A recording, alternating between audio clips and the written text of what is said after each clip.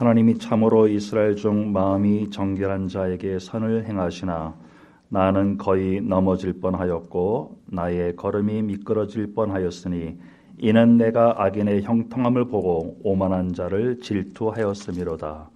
그들은 죽을 때에도 고통이 없고 그 힘이 강건하며 사람들이 당하는 고난이 그들에게는 없고 사람들이 당하는 재앙도 그들에게는 없나니 그러므로 교만이 그들의 목걸이요 강포가 그들의 옷이며 살찜으로 그들의 눈이 솟아나며 그들의 소득은 마음의 소원보다 많으며 그들은 능욕하며 악하게 말하며 높은 데서 거만하게 말하며 그들의 입은 하늘에 두고 그들의 혀는 땅에 두루 다니도다. 그러므로 그의 백성이 이리로 돌아와서 잔에 가득한 물을 다 마시며 말하기를 하나님이 어찌알랴 지존자에게 지식이 있으랴 하는도다. 볼지어다 이들은 악인들이라도 항상 평안하고 재물은 더욱 불어나도다. 내가 내 마음을 깨끗하게 하며 내 손을 씻어 무죄하다 한 것이 실로 헛되도다. 나는 종일 재난을 당하며 아침마다 징벌을 받았도다. 내가 만일 스스로 이르기를 내가 그들처럼 말하리라 하였더라면 나는 주의 아들들의 세대에 대하여 악행을 행하였으리이다. 내가 어쩌면 이를 알까 하여 생각한즉 그것이 내게 심한 고통이 되었더니 하나님의 성소에 들어갈 때에야 그들의 종말을 내가 깨달았나이다.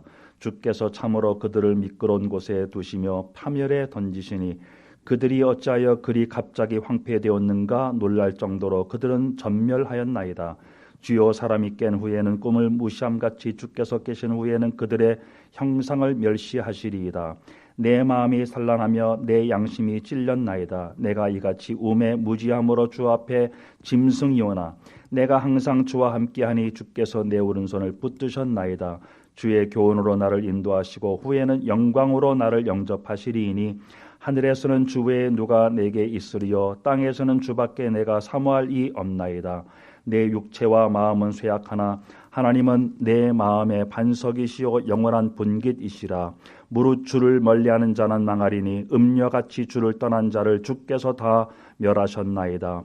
하나님께 가까이 함이 내게 복이라. 내가 주 여호와를 나의 피난처로 삼아 주의 모든 행적을 전파하리이다. 아멘.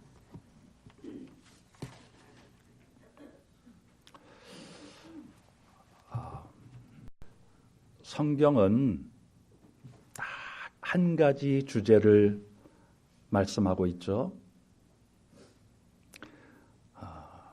그것은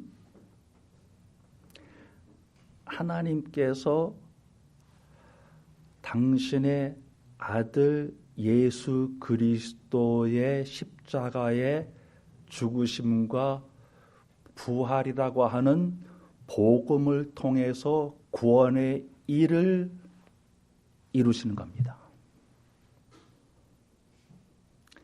그것이 하나님의 한 가지 계획이시요 뜻이요 성경의 주제이죠. 자, 그렇다면은 성경 전체 66권 전체가 똑같은 주제요 똑같은 핵심입니다. 그러면 시편도 마찬가지죠.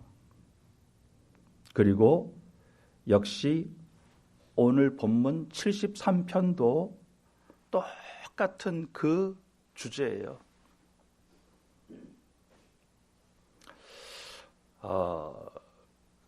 그 주제를 우리는 교리적으로 이렇게 두 가지로 생각을 할 수가 있습니다. 전에 한번 말씀드린 것 같은데 그 하나님께서 하시는 일을 그 역사적인 인간에게 적용되어지는 하나님의 그 구속 역사적인 그 커다란 방대한 그 가시적인 영어로 얘기하면은 매크로 아주 방대한 그 관점에서 하나님께서 이 계획을 영원 전부터 하신 것을 이제 창조서부터 해서 축축축축축축 어떻게 지금 이뤄나가시는가를 볼 수 있고 그것을 구속사 그렇게 얘기를 하죠. 근데 그 구속사의 한 점, 아주 미약한 한 점이지만은 그 하나님의 위대하신 방대하신 그 구속 역사 속에 여러분과 저 개인을 초청하셔가지고 그 구원의 계획을 이를 성취하시길 원하시는 거예요.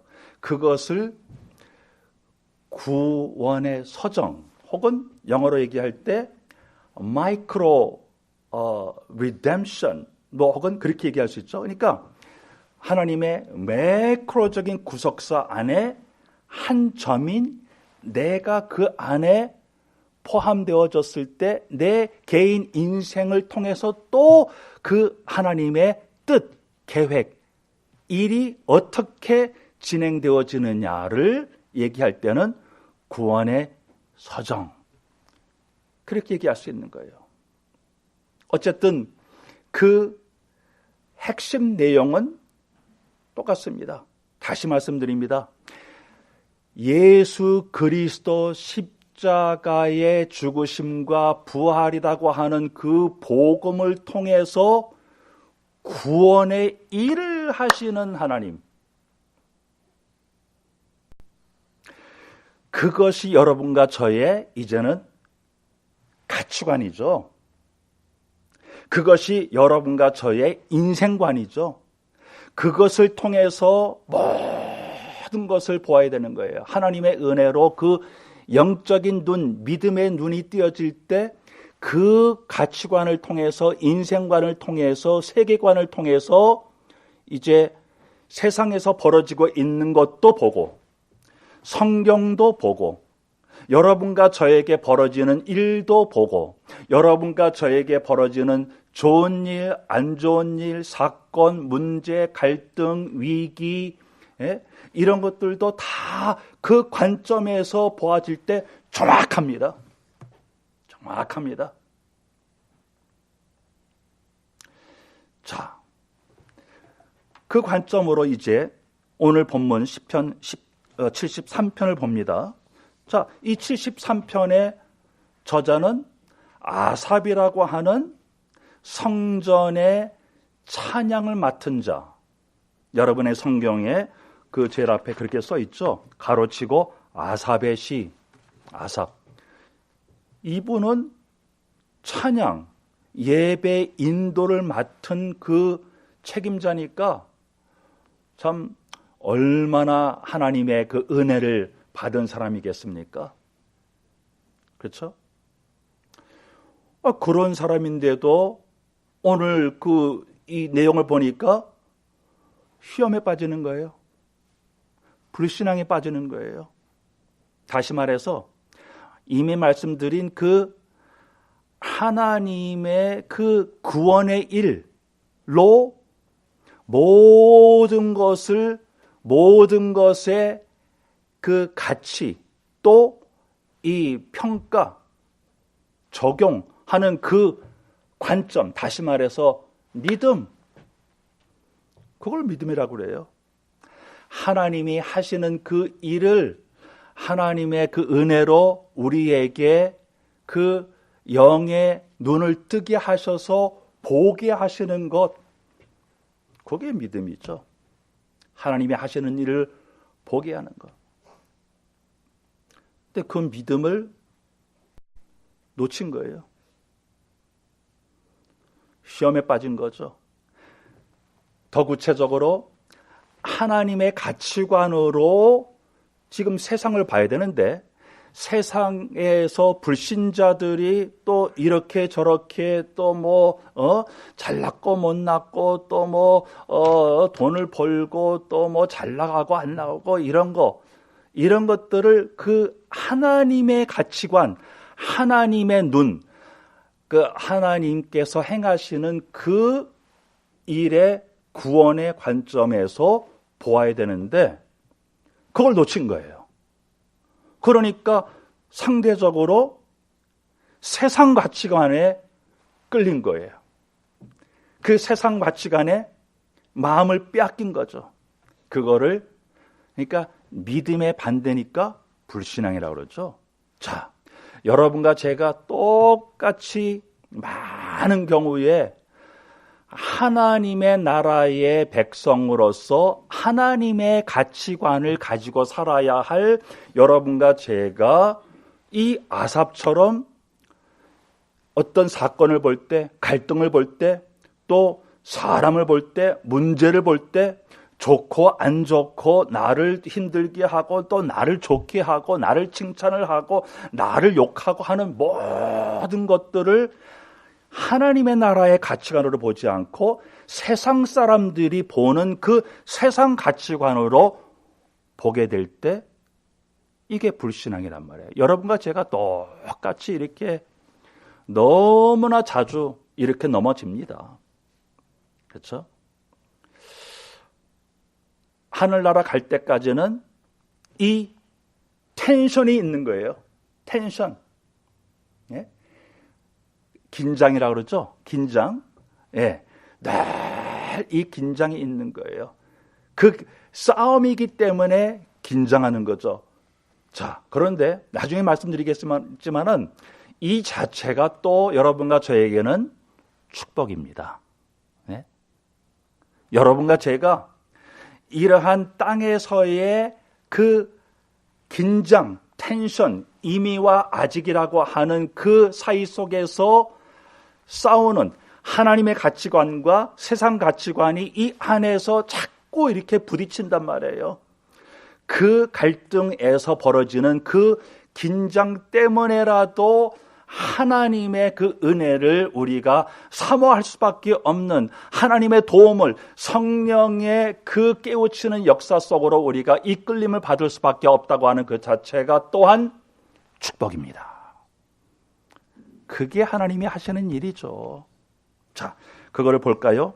자, 1절 봅시다. 1절에 보니까 하나님이 참으로 이스라엘 중 마음이 정결한 자에게 선을 행하시나. 자, 이미 이 저자는, 이 하나님의 자녀는, 이 성도는 하나님의 은혜로 이 믿음의 고백이 있는 거예요. 결론이 나 있는 거예요. 그리고 또 어쩌면은 이렇게 이 73편에 그 불신앙에 빠졌다가 십자가의 과정을 통해서 다시금 그 하나님의 가치관이 회복되어지는 믿음을 통해서 이 결론을 다시 고백을 하는 것이 첫 번째 딱 나와 있는 거예요. 자, 이게 하나님의 은혜로 다시금 내가 고백되어지는데 이렇게 고백되어질 수밖에 없었던 과정을 내가 증거하겠다라고 하는 거예요. 자, 이게 1절이 하나님의 가치관이거든요. 하나님의 나라의 백성의 가치관이라는 거죠. 하나님의 나라의 가치관, 하나님의 백성의 가치관. 자, 여러분, 그 구속사적인 차원에서의 제일 마지막 단계가 뭡니까? 새 하늘과 새 땅에서 하나님과 그 영원한 교통과 사귐과 누림 속에서 찬양과 감사와 영광. 어저께 그 황영철 목사님이 그 설명을 좀 하시는데 야, 그렇구나라고 하는 새로운 것을 깨달았어요. 많은 사람들이 하늘나라 가면은 이것도 없고 이것도 없고 이것도 없고 이것도 없고 눈물도 없고 고통도 없고 이제 죄도 없고 갈등도 없고 아무것도 없고 그럼 난 재미없어서 안 가. 그런 사람들이 많다는 거예요. 그 말을 들을 때 맞아. 나도 그런 생각이 자주 들었었는데 하늘나라 가면은 그냥 한 가지만 지겹게 계속 하는 게 아니다. 하나님께 대한 예배와 감사와 찬양과 경배와 그 하나님의 영광을 누리는 그거로만 매일 아침에 일어나서 그것도 하고 그게 아니다. 그것이 점점 계속 더 알아가고 더 누리고 맞아. 그것을 깨닫지 못했구나. 그 말을 들을 때 또 얼마나 감사한지 모르겠더라고요. 자, 근데 그 새 하늘과 새 땅의 누림을 우리에게 이 땅에서 벌써 이미 주신 것이 하나님의 나라잖아요. 그 예수님께서 오실 때 하나님의 나라가 임했고 또 여러분과 저에게 구원이 임했을 때 그 하나님의 나라가 임한 거죠. 그렇잖아요. 그 하나님의 나라의 구성원인 하나님의 백성들이 가지고 살아야 할 그 관점이 바로 가치관이다, 믿음이다, 그 얘기예요. 자, 그 중심 내용이 뭡니까? 그 하나님의 가치관에, 하나님 나라의 가치관에, 하나님의 백성의 가치관에 핵심, 시작 포인트가 뭡니까? 1절 보세요. 하나님이 이거예요. 하나님이 여러분과 저는 이것에 눈이 떠야 돼요. 하나님이 개혁주의의 그 특징의 모토가 뭡니까? 칼빈주의의 그 세 가지 모토가 뭡니까? 하나님 중심, 말씀 중심, 교회 중심. 여러분, 하나님의 은혜로 이 하나님이 하나님으로 깨달아진다면은 그것이 최고의 축복이고, 그것이 깨달아지면은 문제 끝나는 거예요. 그 하나님이 나의 하나님으로, 그게 다죠. 그 하나님이 어떤 분이시다?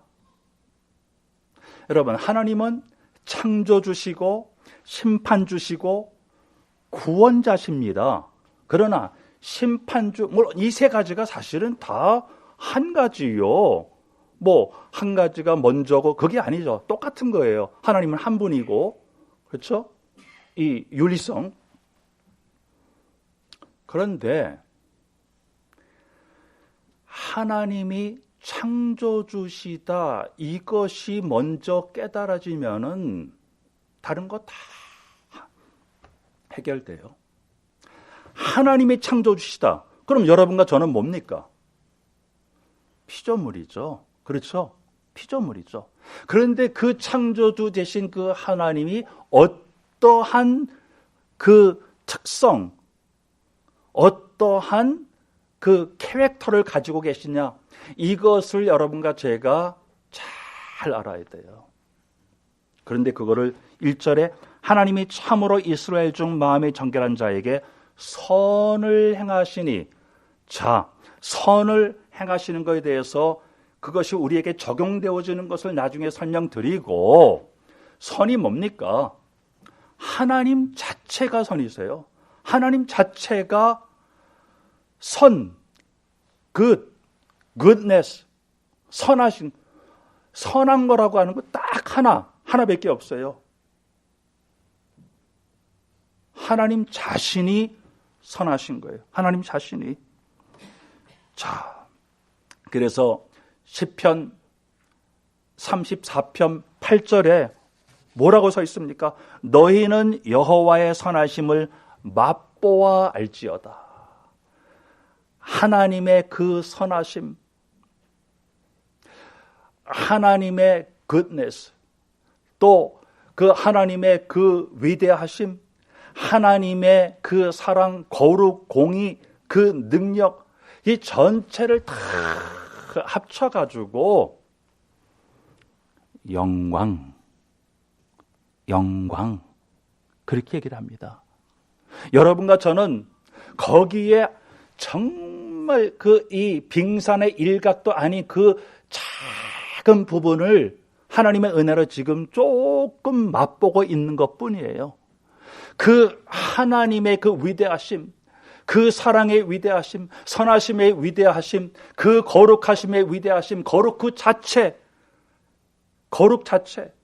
그 위대하심을 우리가 하나님의 은혜로 맛보아 알 때 우리는 그냥 이렇게 되는 거예요. 그렇죠? 그럼 그 앞에서 그것이 깨달아질 때 여러분과 저에게 문제될 게 뭐가 있겠습니까? 어떠한 것이 우리를 바다하겠습니까? 자, 그런데 그 하나님 자체를 우리가 죄 때문에 놓쳤어요. 그 하나님의 선하심, 그것이 형상으로 우리에게 주어졌는데 이것이 깨져버렸어요. 그러니까 그 반대되어진 악함, 그 독스러운 독악함, 아주 그런 것들이 우리 안에 성품으로 자리 잡은 거죠. 그것이 죄의 성품이요, 사단의 성품이요. 그렇죠?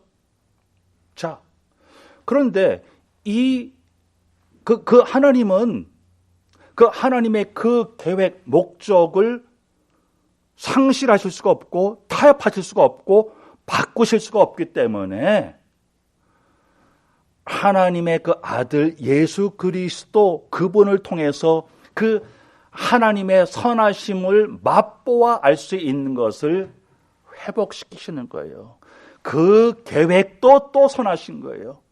그 계획도. 왜? 하나님이 선하시기 때문에 그 계획도 선하신데 그 계획의 내용이 또한 뭡니까? 그래서 마태복음 18장에 보면은 그 사람들이 예수님에게 와가지고 선한 선생님이여 라고 얘기할 때 예수님께서 어떻게 너희들이 나에게 선하다고 하느냐?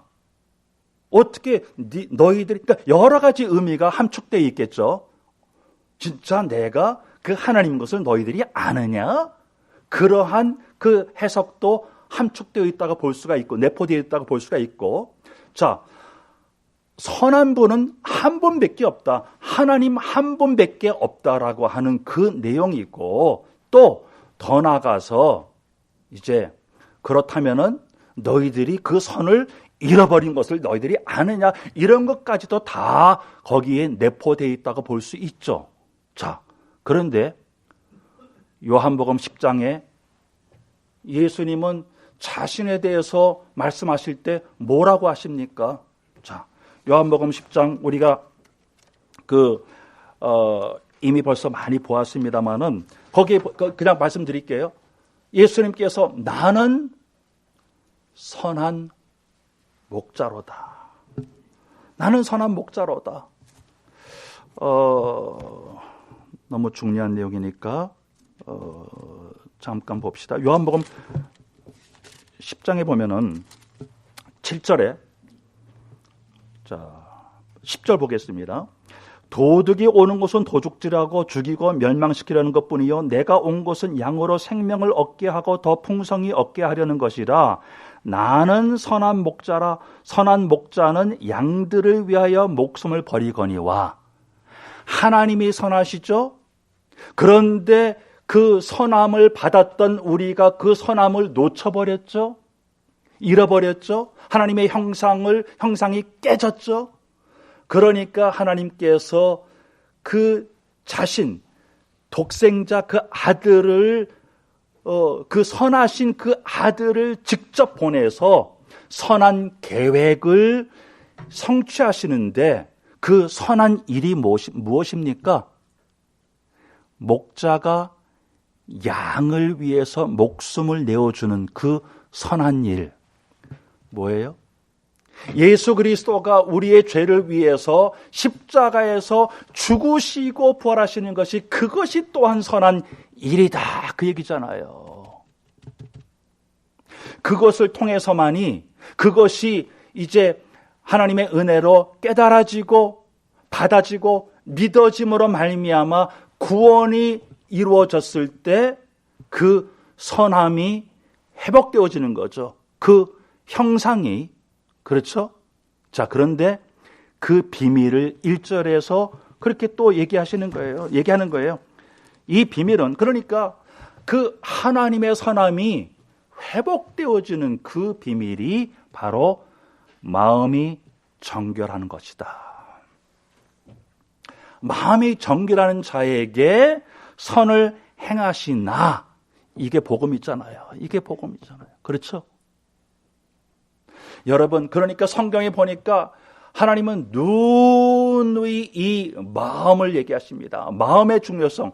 한마디로 결론을 얘기하면 뭔지 아세요? 여러분과 저의 마음의 상태는 영적인 상태를 보여줍니다.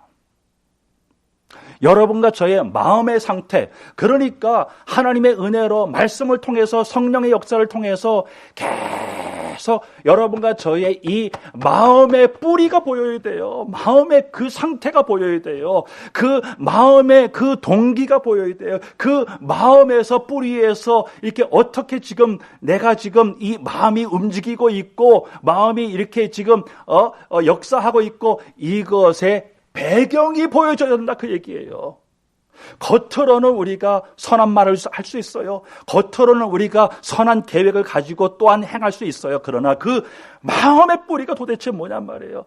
예수님이 이것을 계속 얘기하십니다. 그래서 마태복음 5장 8절에 뭐라 그랬어요? 마음이 청결한 자가 복이 있나니 하나님을 볼 것이요 그랬어요. 이 73편 1절하고 딱 맞잖아요. 그런데 어떻게 합니까? 예? 여러분과 저의 마음은 이미 예레미야 17장 9절처럼 마음이 썩었거든요. 마음이 완전히 부패했거든요. 완전히 부패해버렸어요. 이 죄로 말미암아 인간의 마음보다도 더 더러운 게 없어요. 더 악독한 게 없어요. 그렇죠? 죄로 말미암아 그 사단의 상품인 그 악함이 우리의 마음을 그렇게 만들어 버렸어요. 마음이 어두워졌고 마음이 부패해졌고 그러니까 하나님도 못 보고 하나님을 만날 수가 없게 되어졌던 거죠. 그래서 여러분, 그 죄를 사한다는 게 뭡니까 도대체? 하나님의 관계의 회복이지만 어떻게 관계가 회복이 되어집니까? 이 마음이 회복되어지는 거예요. 마음. 이 정도로 여러분과 저의 그 마음의 뿌리가, 그 동기가, 바탕이, 배경이 이렇게 중요한 거예요. 말씀을 통해서 성령님은 계속 그걸 드러내십니다. 네가 그 생각을 하는 그 마음은 뭔데? 그 동기는 뭔데? 그 배경이 도대체 뭔데? 그것이 나의 마음과 합해졌느냐? 겉으로는 네가 그 생각에 그 아주 선한 행동, 선한 생각이여 행동으로 옮겨지지만은 그 마음이 뭔데? 그것이 하나님의 나라의 가치관에 합해진 거냐? 그거를 짚으시잖아요. 자, 이 저자가 그 마음이 흔들린 거예요. 마음이 흔들린 거예요. 하나님의 나라의 그 가치관을 빼앗긴 거예요. 어디에다가? 세상 가치관에다가 마음을 빼앗긴 거예요. 2절에 나는 거의 넘어질 뻔하였고 나의 걸음이 미끄러질 뻔하였으니 왜요? 3절 보세요. 이는 내가 악인의 형통함을 보고 오만한 자를 질투하였음이로다. 자, 그러면은 불신앙이 뭡니까? 여러분과 제가 흔들리는 게 뭡니까? 여러분과 제가 마음이 어디에 빼앗깁니까? 왜 빼앗깁니까? 어디에 속습니까? 이 불신자들이 일시적인 그 잠시 있다가도 없어질 수 있는 그 있고 없고의 그러한 것들에 우리가 마음을 빼앗기는 거예요. 자, 여기에 그 재밌는 단어가 형통함이죠. 형통함. 여러분, 그 영어에 보니까 prosperity라고 되어 있고 다른 또 그 이 번역에는 평강이라고 되어 있어요.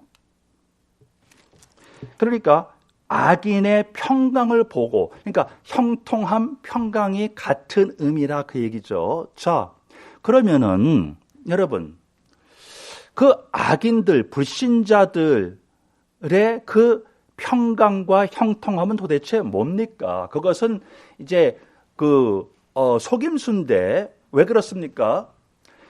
진정한 평강, 또 형통함은 뭘까요? 창세기 39장에 잘 얘기합니다. 창세기 39장 2절 3절에 여호와께서 요셉과 함께 하심으로 그가 형통한 자가 되어. 형통이 뭐라고요? 여호와 하나님이 함께 하시는 것이 형통함이에요. 아담이 죄를 짓기 전에 여호와 하나님과 형통했습니다. 임마누엘 했습니다. 동행했습니다. 그게 형통이에요. 그게 평강이에요. 자, 그런데 죄로 말미암아, 그러니까 더 구체적인 의미로서는 하나님의 그 품 안에 우리가 이렇게 들어가 있다가 죄가 내 안에 들어오니까 하나님은 죄와 함께 할 수 없으니까 우리에게 이렇게 분리가 탁 자동적으로 탁 생긴 거예요. separation. 이게 뭐예요? 사망. 하나님과 분리되어지는 것을 우리는 사망이라고 그러죠. 그러니까 형통을 잃어버린 거예요. 평강을 잃어버린 거예요. 자, 그런데 악인들은 하나님과 분리되어진 사망 속에서 잘 나가는 것을 형통이래요. 그것은 사망 속에서의 평강입니다. 사망 속에서의 형통입니다. 그러니까 참된 형통이 아니잖아요. 그것은 일시적인 형통 정도가 아니라 사망 안의 형통이라니까요. 그런데 자, 죄로 말미암아 분리되어졌던 우리가 예수 그리스도의 복음으로 말미암아 다시 이것이 회복되어졌죠. 그것을 평강이라고 그래요. peace, shalom. 하나님 품 안에 다시 들어갔을 때의 안도감. 살았다. 나는 이제 살았구나. 그게 형통함이에요. 그런데 창세기 39장에 보니까 요셉이 하나님이 요셉과 함께함으로 형통했대요. 자, 그러면 요셉이 어떨 때에 어떤 환경에서 그 형통을 누렸습니까?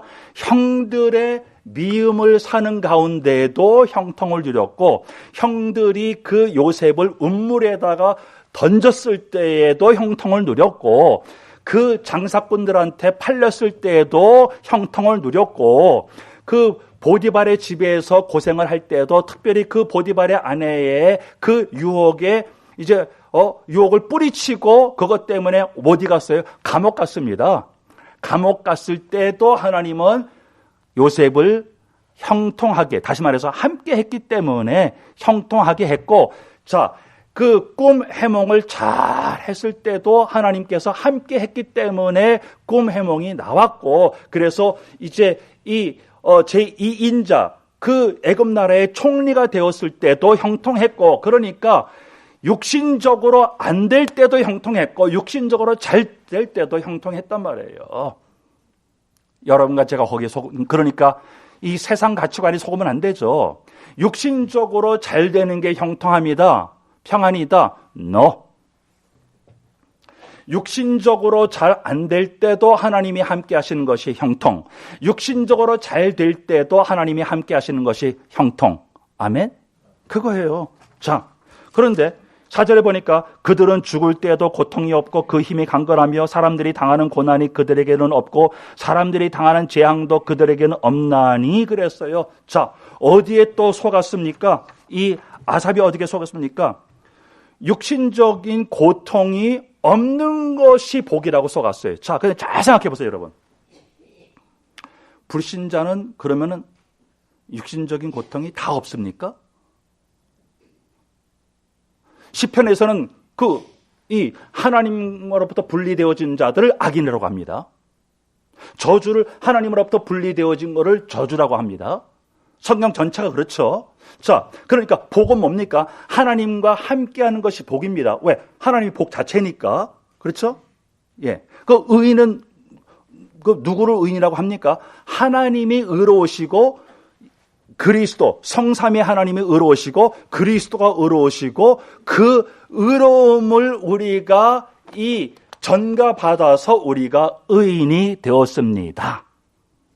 성경은 그렇게 의인을 그렇게 정의를 해요. 자, 의로운 행동을 했기 때문에 의인이 아니고, 자, 그런데 이 악인들, 불신자들이 그럼 다 고통을 당합니까? 아니죠. 고통 안 당하는 불신자들도 있어요. 다시 말해서 거꾸로. 그러면 여러분과 저는 하나님의 백성으로서, 언약 백성으로서, 성도로서 그러면 항상 고통이 있습니까? 아니에요. 그럼 여러분과 저는 돈 벌면 안 됩니까? 부자 되면 안 됩니까? 아니라니까요. 여러분 거기에 속으면 안 돼요. 그 하나님의 자녀들은 몽땅 거지가 돼야 된다. 여러분 거지 되는 거 하나님 뜻 아닙니다. 왜 아멘 안 하세요? 그러니까 여러분과 제가 속는 게 있고 없고가 그 진정한 하나님 나라의 가치관이 아니다. 그 얘기예요. 잘 나가고 안 나가고 이게 하나님 나라의 가치관이 아니다. 뭐가 문제입니까? 그 다음 보세요. 8절에 그러니까 있고 없고 간에 잘 나가고 안 나가고 간에 그들이 생각하는 형통이 있고 없고 간에 그들은 능욕하며 악하게 말하며 높은 데서 거만하게 말하며 그들의 입은 하늘에 두고 그들의 혀는 땅에 두루 다니도다. 그러므로 그의 백성이 이리로 들어와서 잔에 가득한 물을 다 마시며 말하기를 하나님이 어찌 알랴 지존자에게 지식이 있으랴 하는도다. 볼지어다 이들은 악인들이라 항상 평안하고 재물은 더욱 불어나도다. 자, 그러니까 교만한 게 문제죠. 하나님에게 대한 교만함이 문제죠. 그러니까 하나님이 어디 있어? 하나님이 어디 있어? 하나님이 뭐를 알아? 그러니까 창조주 자체를 부인하는 거예요. 심판주 자체를 부인하는 거예요. 구원주 자체를 부인하는 거예요. 이것이 약한 거예요. 이것이 약한 거예요. 그런데 여러분과 제가 얼마나 자주 여기에 빠집니까? 자주가 아니라 어떤 면에서는 제가 이 말씀을 묵상하면서 어떻게 깨달아지냐면요. 아니, 하나님이 창조주시고 나는 피조물인데 여러분, 내가 피조물이 아닌 경우가 있습니까? 피조물이 아닌 시간이 있습니까? 피조물이 아닌 그 때가 있습니까? 아니에요. 항상 피조물이에요. 상대적으로 하나님이 창조주가 아닌 적이 있습니까? 그 창조주가 아닌 때가 있습니까? 객관적으로, 사실적으로. 하나님은 내가 그렇게 알든 모르든 그렇게 인정을 하든 못하든 대우를 해드리든 안 하든 하나님은 하나님이세요. 그런데 문제는 그렇다면 내가 그분의 피조물로서 다시 말해서 나는 항상 그분을 의존하고 그분 없으면은 그 하나님 자체가 생명이니까 그 하나님에게 내가 연결돼서 붙어서 그분으로부터 이 생명을 공급받지 않는 그 순간이 사망이다. 맞아요, 틀려요? 24시간 안에 여러분과 제가 그 사망 속으로 들어가는 순간이 얼마나 많습니까? 그래서 그럼 나는 죄인이구나. 내가 죄인이구나. 왜? 24시간 지속적으로 하나님은 하나님으로 나는 피조물로 이거 인식하고 인정하는 것이 정상. 근데 그 정상을 내가 망각을 하잖아요. 그러니까 내가 죄구나. 이게 죄인이구나, 내가. 이게 깨달아지더라고요. 이야, 내가 그래서 죄 속에 내가 거하고 있구나. 내가 신부는 의인인데, 신부는 하나님의 자녀인데, 신부는 하나님의 백성인데 내가 죄 속에서 내가 지금 거하고 있구나라고 하는 그 다윗의 고백이 맞구나, 이렇게 되는 거예요. 여러분, 창조주가 나의 하나님이시고 나의 아버지시고, 그래서 나는 그 피조물이고, 그 하나님 없이는, 그 한순간도 그 생명 없이는 나는 존재할 수 없다. 존재할 수 없다. 한순간도 살 수가 없다라고 하는 것이 뼛속에서부터 뼈저리게 깨달아져야 하는 것이 정상인데, 그렇게 뼛속에서부터 아주 간절하게 절실하게 내가 안 깨닫고 그렇게 그 하나님을 내가 의지하지 않잖아요. 그러니까 내가 죄인이구나. 그러니까 내가 죄인이구나. 이게 깨달아지더라고요, 여러분. 하나님, 어떻게 이럴 수가 있습니까, 내가? 어떻게? 아니, 그것도 내가 먼지로 창조되어진 것도 아니고, 돌로 창조되어진 것도 아니고, 나무로 창조되어진 것도 아니고, 그 하나님의 형상을 입어서 그 영장으로서 하나님을 알고, 하나님을 예배하고, 하나님을 영광 돌리고, 하나님을 찬양해야 할 내가, 그 특권을 내가 누려야 할 내가, 그것을 어떠한 의무적인 것이 아니라 하나님께서 나에게 그것을 최고의 그 선하심의 그 특권으로 나에게 주신 것을 망각하고 있는 것이, 이게 죄구나. 이게 죄구나. 이게 교만이죠. 내가 하나님보다 높다? 내가 하나님이다? 물론 그것도 죄예요. 그러나 내가 피조물로서 24시간 지속적으로 하나님을 내가 인식하지 못하고 의존하지 못하는 것, 그러니까 말라기서 1장 6절에 어떻게 너희들이 아버지인 나를 존중하지 않느냐? 그 말씀을 하세요. 내가 너희의 아버지인데, 이스라엘 백성에게 내가 너희의 주인데, 주, Lord, 근데 어떻게 나를 사랑하지 않느냐? 이게 말이 되느냐? 맞잖아요. 그러니까 여러분과 저는 말도 안 되는 그러한 삶을 살 때가 이게 가끔 있습니까, 여러분? 여러분과 제가 가끔 죄인입니까? 여러분과 제가 가끔 죄 짓습니까? 이것부터가 여러분과 저는 속는 거예요. 내가 이런 행동을 해서 가끔 죄를 져서 가끔 죄인이 되는 겁니까? 신부는 완전 의인입니다. 신부는. 그러나 죄 속에서 그냥 헤매고 있는 거야. 죄 속에서 내가. 거기로 끝나지 않잖아요. 하나님의 은혜가 있으니까. 그렇죠? 그게 감사한 거잖아요. 자, 또 보세요. 그래서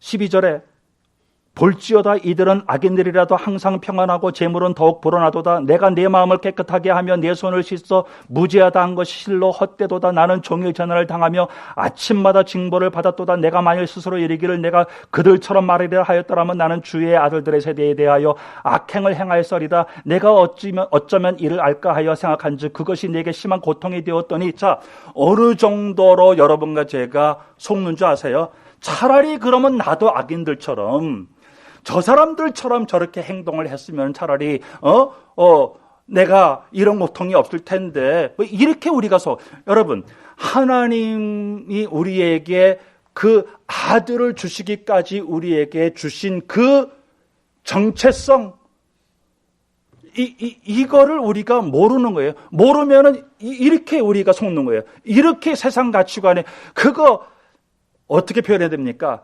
쓰잘데기 없는?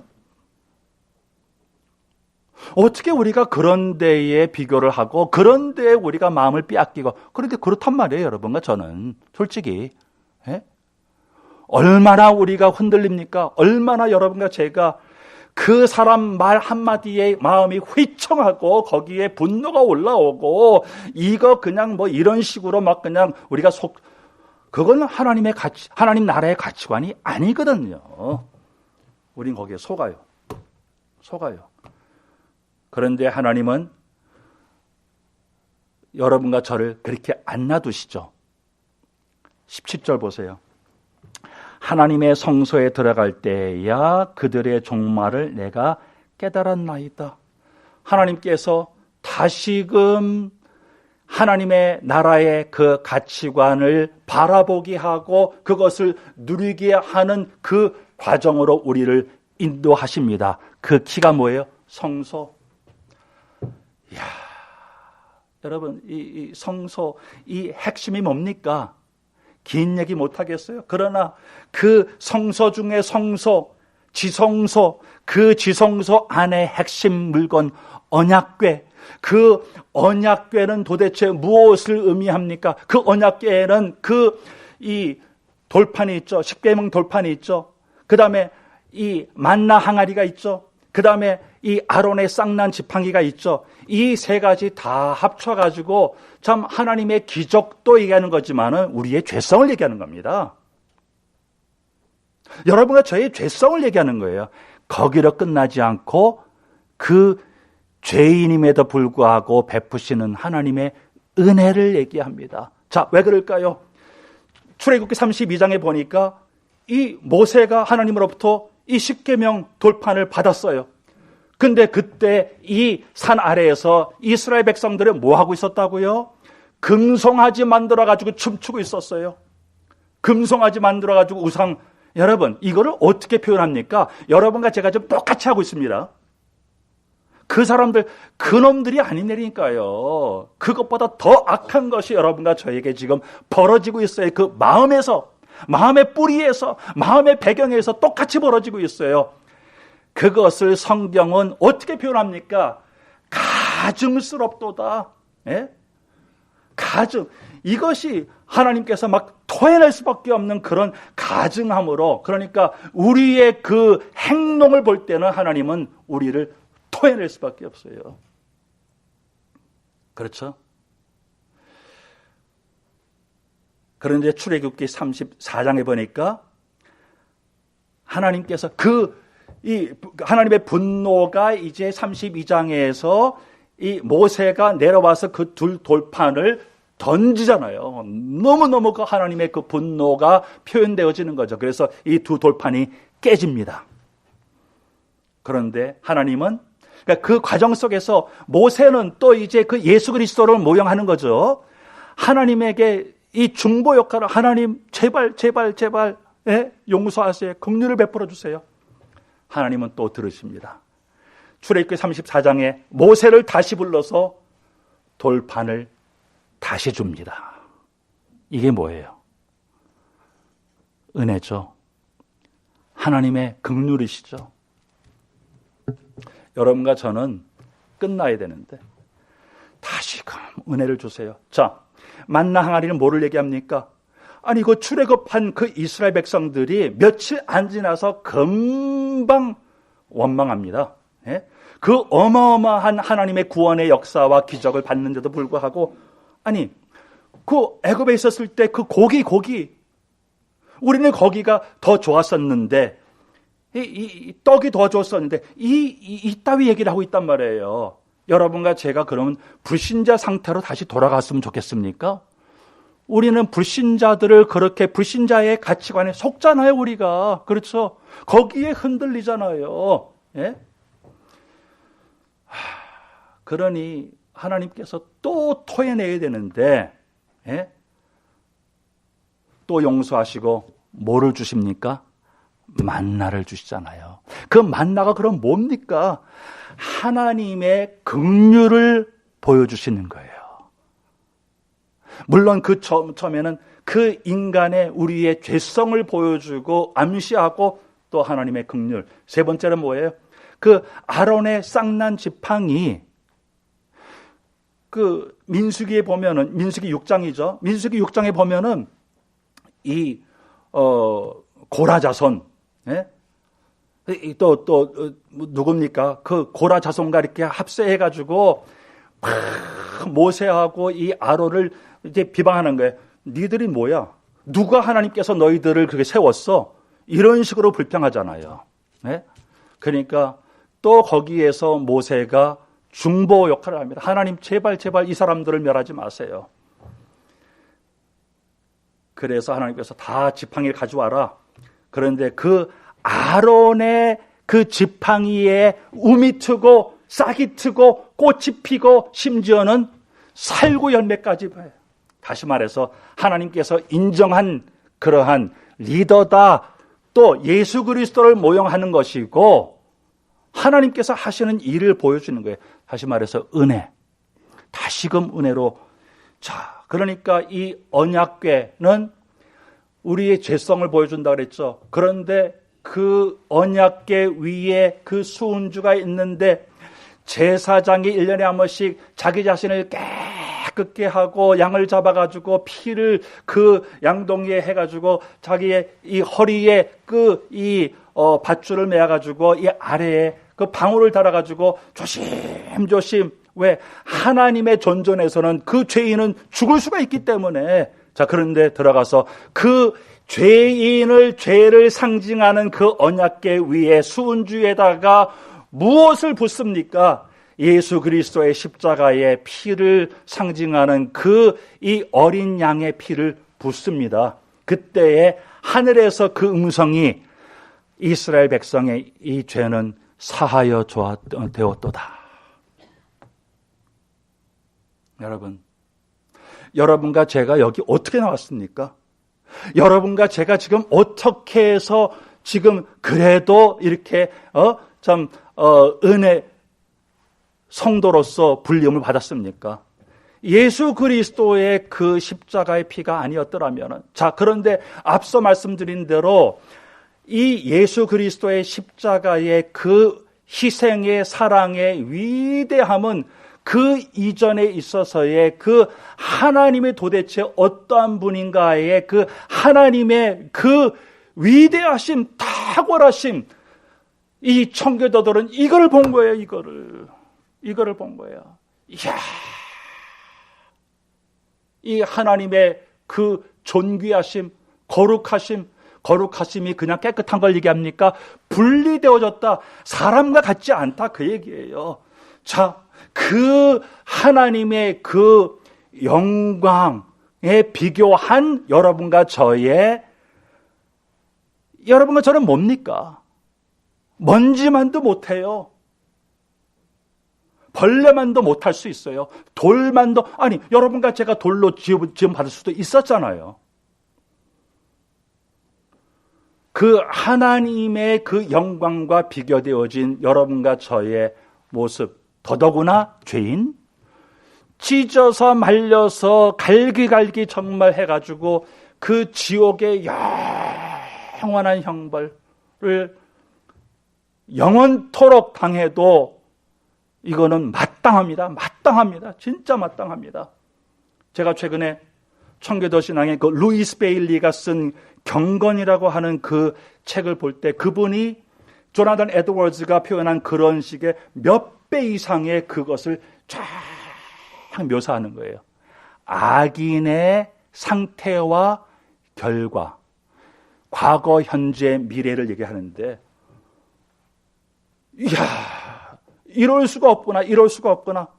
여러분과 제가 그 속에 들어간 마땅한 거예요. 그런데 그 다음 챕터는 그 하나님의 자녀의 성도로서의 과거, 현재, 미래를 쫙 풀어나가는데 이거는 어떻게 형용할 수 없어요. 이야, 이것이 예배구나. 이것이 구원이구나. 이것이 성도구나. 이것이 교회구나. 여러분 한번 기회 있으면 읽어보세요. 루이스 베일리의 경건. 자, 이것이 깨달아질 때 그때 회개가 나오는 거죠. 그때 회개가 나오는 거예요. 자, 보세요. 18절에 주께서 참으로 그들을 미끄러운 곳에 두시며 패멸에 던지시니 그들이 어찌하여 그리 갑자기 황폐되었는가 놀랄 정도로 그들은 전멸하였나이다. 주여, 사람이 깬 후에는 꿈을 무시함같이 주께서 깨신 후에는 그들의 형상을 멸시하리이다. 자, 영적 사실이 딱 깨달아지는 거. 세상 가치관은 결국엔 이렇게 되는구나. 악인은 이렇게 되는구나. 일시적인 정도가 아니라 영원 불멸이구나. 그것이 보이는 거예요. 자, 그러면은 어떻게 행동이 나옵니까? 어떠한 반응이 나옵니까? 21절에 내 마음이 산란하며 내 양심이 찔렸나이다. 내가 이같이 우매무지함으로 주 앞에 짐승이 오나. 이러한 진정한 회개가 나오는 거예요. 하나님 어찌합니까? 사도행전 그 2장에서 베드로의 설교를 들은 그 무리들의 그 마음이 찔려서 어찌할꼬. 여러분과 제가 이러한 영적 사실을 볼 때 이게 나올 수밖에 없는 거예요. 그것이 십자가의 죽으심에 동참하는 것이요, 부활에 동참하는 그 회개와 믿음의 과정입니다. 이것이. 자, 그런데 23절 보니까 내가 항상 주와 함께하니 주께서 내 오른손을 붙드셨나이다. 내가 하나님과 함께한 것이 아니라 하나님이 나와 함께 하셨기 때문에 내가 그 주님과 함께함을 누릴 수밖에 없습니다라고 하는 그 고백이잖아요. 여러분과 제가 하나님 앞에 나오고 하나님이 나를 받아줄 수 있다고 하는 그 은혜, 이것보다 큰 것이 어디 있습니까? 언제라도 히브리서 4장 16절 언제라도 그 은혜 보좌 앞에 여러분과 저는 나갈 수 있습니다. 기도할 수 있습니다. 예배할 수 있습니다. 여러분 왜 염려하세요? 기도하세요. 여러분 왜 흔들립니까? 기도하세요. 여러분 왜 받아봤습니까? 기도하세요. 그것이 여러분과 저의 최고의 특권인데요. 그 신분에서 나오는 최고의 특권인데요. 하나님이 함께 하신다고 하는 거. 자, 24절 봅시다. 주의 교훈으로 나를 인도하시고 후에는 영광으로 나를 영접하시리니. 이거 보세요. 하나님의 영광 속에 우리가 들어갈 것이고 이미 들어와 있습니다. 하나님은 그 속으로 여러분과 저를 이미 초대하셨잖아요. 내 영광을 봐라. 이 영광을 누리자. 이미 초대하셨잖아요. 자, 그 속으로 날마다 인도되어지는 거예요. 이게 성령 내주요. 이것이 성령 인도요. 날마다 모든 순간에서 이렇게 누릴 수 있는 것이 성령 충만이요. 다시 말씀드립니다. 하나님이 창조주시고 내가 피조물이기 때문에 나는 그분을 의존할 수밖에 없다고 하는 것이 24시간 지속적으로 교통함으로, 교제로, 동행함으로 고백되어지는 것이 성령 충만. 여러분과 저는 그러므로 성령 충만 없이는 아무것도 할 수 없는 존재예요. 그것이 축복이에요. 그것이 축복입니다. 여러분과 저는 성령 충만의 축복을 이미 주셨어요. 그 간구할 때마다 주세요. 그것으로 살라고 주셨어요. 성령 충만하지 않은 목사가 뭐를 하겠습니까, 여러분? 성령 충만하지 않은 아버지가 무슨 아버지 구실을 하겠습니까? 성령 충만하지 않은 남편이 남편 구실을 하겠습니까? 성령 충만하지 않은 아내가 아내 구실을 하겠습니까? 성령 충만하지 않은 장로가 장로 구실을 하겠습니까, 여러분? 성령 충만하지 않은 교사가 교사 구실을 하겠습니까?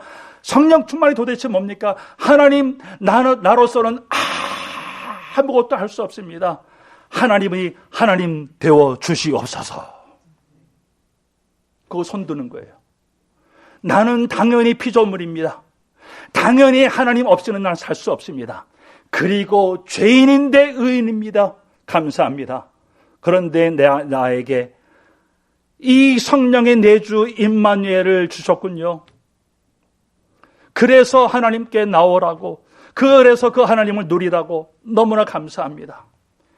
이것으로서 우리는 이 땅을 살아가는 겁니다. 자, 마지막으로 28절 보세요. 하나님께 가까이 함이 내게 복이라. 보세요. 여러분과 저에게는 또한 복보다도 이 복보다 큰 거 없습니다. 하나님이 복이요. 그 하나님을 만난 것이 복이요. 하나님께 가까이 갈 수 있는 것이 복이요. 하나님과 함께하는 것이 복이요. 하나님을 찾을 수 있는 것이 복이요. 여호와를 찾을지어다. 가까이 계실 때 찾을지어다. 이것이 예배잖아요. 이것이 기도잖아요. 이것이 성도의 최고의 특권입니다. 이것이 하나님 나라의 백성들의 가치관입니다. 제가 7, 8년 전에 읽었던 그 책, 다시금 요즘 한글로 읽는 책이 있는데 사울의 이야기입니다. 제목이 세왕 이야기. 그 내용을 어떤 분이 그 책 앞에 추천의 글을 썼는데 그게 그 책 전체를 요약하는 거예요. 하나님의 가치, 하나님 나라의 가치관, 세상 가치관, 여기에서 갈등하는 우리를 다윗을 통해서 보게 함으로 말미암아 예수 그리스도의 그 십자가의 그 복음의 과정을 통해서 나오라고, 구원받으라고, 성화의 과정을 누리라고, 그래서 그 하나님의 거룩함을 닮으라고 하는 그 내용을 첫 파트만 제가 읽어드리고 마치겠습니다. 저자는 이 책에서 하나님이 세운 학교를 소개하고 있습니다. 그 학교는 순종과 깨어짐을 배우는 신성한 학교입니다. 사울 왕은 이 학교에 입학해 본 경험이 없이 왕이 되었기에 중도에 탈락하고 말았습니다. 반역을 도모했던 압살롬, 다윗의 아들이죠. 또 마찬가지입니다. 그러나 다윗은 이 학교에 입학해서, 그러니까 순종과 깨어짐의 학교에 입학했다 그 얘기예요. 자, 철저하게 훈련을 받았기에 하나님의 마음에 합한 사람이 된 것입니다. 예수 그리스도를 모형하는 거죠, 다윗이. 그리고 여러분과 저입니다.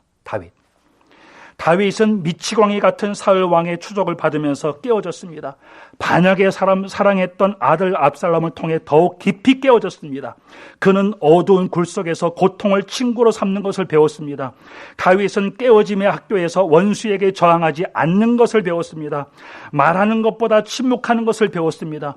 보복하지 않는 온유함을 배웠습니다. 그러니까 보복하는 것은 세상의 가치관이고 보복하지 않고 온유하는 것은 하나님의 나라의 가치관이고, 그 얘기를 하고 있잖아요. 지금 다윗은 깨달음의 학교에서 하나님의 때를 기다리는 것을 배웠습니다. 하나님 나라의 가치관. 이기는 것보다 지는 것을 배웠습니다. 이기려고 하는 것 세상 가치관. 지는 것을 배웠습니다. 하나님 나라의 가치관. 붙잡는 것보다는 주는 것을 배웠습니다. 내가 하나님 되어서 더 많이 더 잘하고 더 잘 보이려고 하는 그 쟁취하려고 하는 그 탐심, 세상 가치관입니다.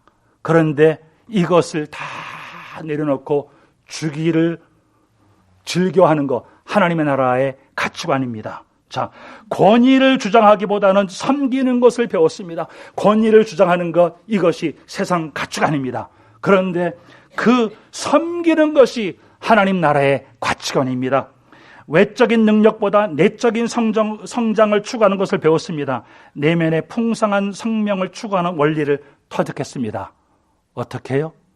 십자가의 죽음과 부활에 동참하는, 날마다 죽고 날마다 그 새 생명을 누리는 그 하나님의 그 역사, 성령의 그 말씀을 통해서, 환경을 통해서, 갈등을 통해서, 일들을 통해서 말씀하시는 그 메시지에 귀를 기울이고 거기에 순복하는 그 회개와 믿음의 과정을 통해서